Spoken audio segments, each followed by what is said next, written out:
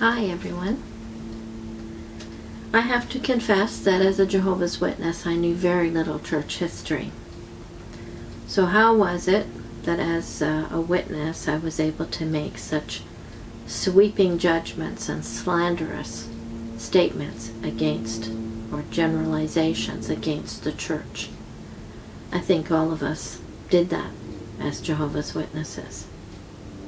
We're going to be going through this book of Victor Shepard's, So Great a Cloud of Witnesses, which are little mini bios of people throughout church history.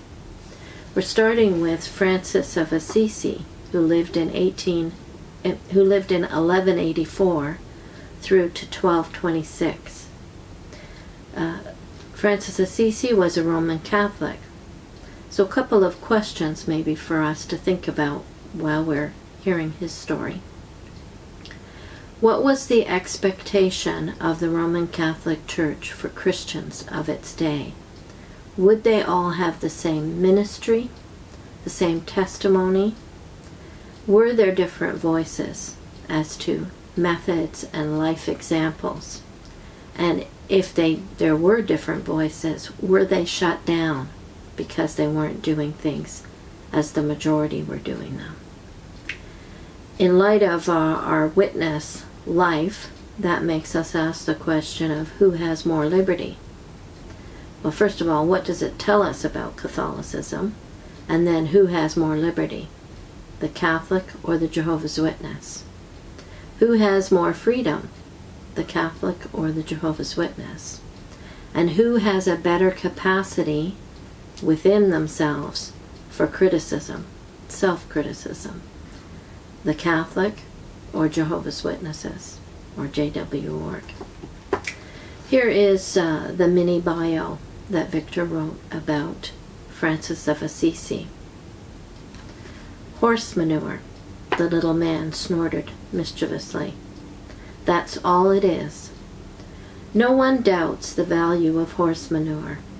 It is certainly more effective than chemical fertilizers, but what sane person hugs it to himself, spends his life amassing it, and glories in what he has managed to hoard?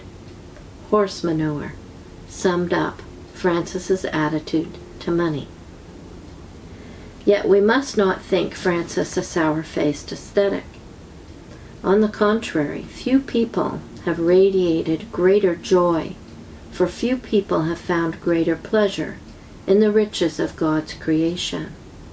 The birds and the animals, the trees and flowers, the sunshine, even the pleasure of falling contentedly asleep from day's end tiredness, all these to him were tokens of the love God floods upon people without distinction. At the same time, Francis was not the nature mystic of popular exaggeration. He was an evangelist. He lived only to declare and exemplify the good news of God's mercy and patience in Jesus Christ. Everything about him served this calling. His plain dress, sparse diet, and transparent simplicity did not, in his view, point to the heroism of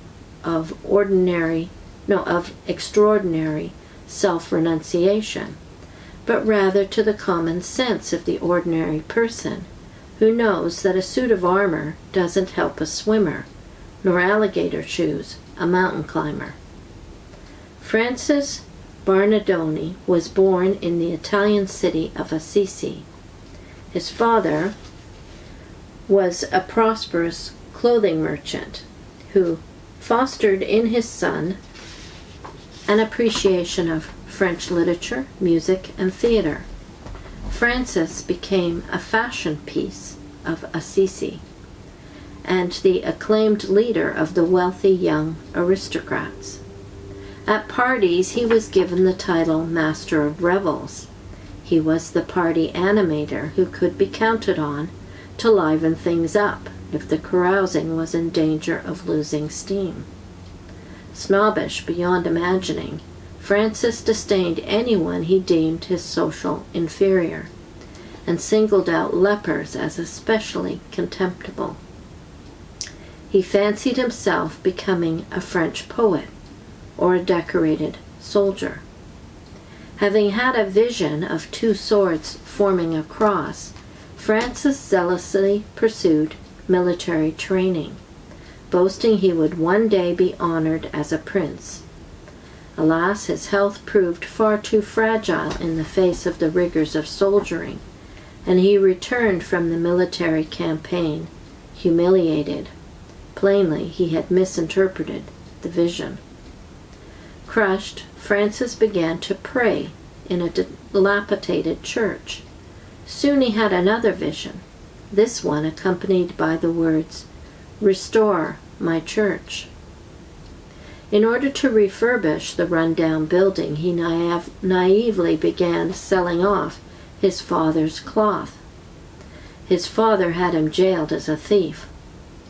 Ordered by the courts to make restitution, he reacted in a manner as unself-conscious as it was dramatic.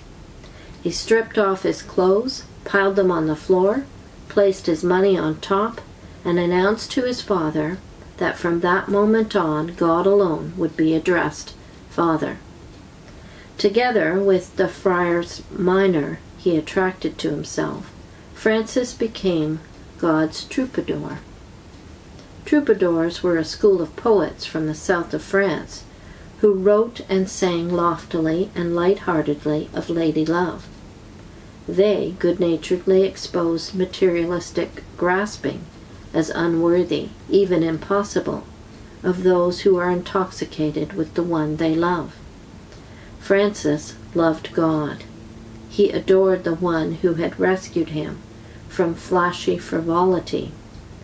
He came to cherish his neighbor, particularly suffering neighbor, even now the leper. Through his work on behalf of the needy, the suffering, the victimized, the incurably ill, it was said of him that he did what no social welfare scheme, however necessary and effective, could ever do. He gave broken people back their self-respect. Reading scripture through eyes unaffected by hoarding, Francis could hear that aspect of the word to which our acquisitive modern age remains deaf. So far from trying to dodge or dilute the Master's teaching, he welcomed it as truth that liberates its hearer and renders them citizens of a new country. No one can serve two masters, Jesus had said, for either you are mastered by God or you are mastered by money. That's Matthew 6, verse 24. Rejoicing in the company of his Lord and finding his security there, he throbbed with the conviction of the first Christians. You joyfully accepted the plundering of your property, since you knew that you yourselves had a better possession, and an abiding one.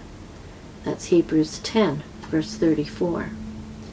Attuned to the itinerant Nazarene evangelist himself, Francis knew that the New Testament consistently points to money as the greatest spiritual threat of all. In the first three Gospels, 1 verse in 10 has to do with money. In Luke, 1 in 8. In the Epistle of James, 1 in 5. Yet in all this, his calling in the end was not to poverty, but to penitence. For from penitence came forgiveness, joy, and reconciliation. He knew that the gospel can and will melt the sin-hardened heart, satisfy the nameless longing, cheer the dispirited, and crumble the walls of hostility. He knew in a word that the gospel will brighten everything through the glow of those who know themselves welcomed home. He possessed few of this world's goods, only because he wanted to testify to his being possessed by the gospel alone. In 1225, Francis went blind. A white-hot iron was applied to his face from jaw to eyebrow in order to open the veins and restore sight. The other friars fled the room, unable to endure the horror. Not surprisingly, within a few months, Francis was mortally ill. He wanted no shrine in his honor, no fuss made of him as though he had done something extraordinary. Gathering his friars around him, he undressed. Then he lowered himself upon the bare earth. "As soon as my spirit has left my body," he instructed them, "speak of me only for as long as it would take a man to walk a mile." For 20 minutes, then, his friends did nothing except recall the witness of him, who, like so many other noble Christians, is now buried we know not where, and whose work in the Lord is the only monument they shall ever need. In every age, the Church needs the differing voice. It needs those who will speak up against things that have overtaken the majority of folks. And the love of money is always a problem, I think, in every age. A few other scriptures that came to my mind as I was reading this was Acts 2, when it describes the Jerusalem church's generosity and having all things in common, taking care of the needs of anyone in their group that had need. In 2 Corinthians, Paul encourages in chapter 9, sowing generously. And in 1 Timothy 6, he talks about contentment and warns against the love of money. So we need those kinds of voices in the church. I am going to link 2 videos that I did, which are book reviews. One is a book by Vernon Eller called Simple Life. The second one by Christopher Smith and John Pattison called Slow Church. These are voices that we need in the church that helped us to identify things that we may be getting wrong.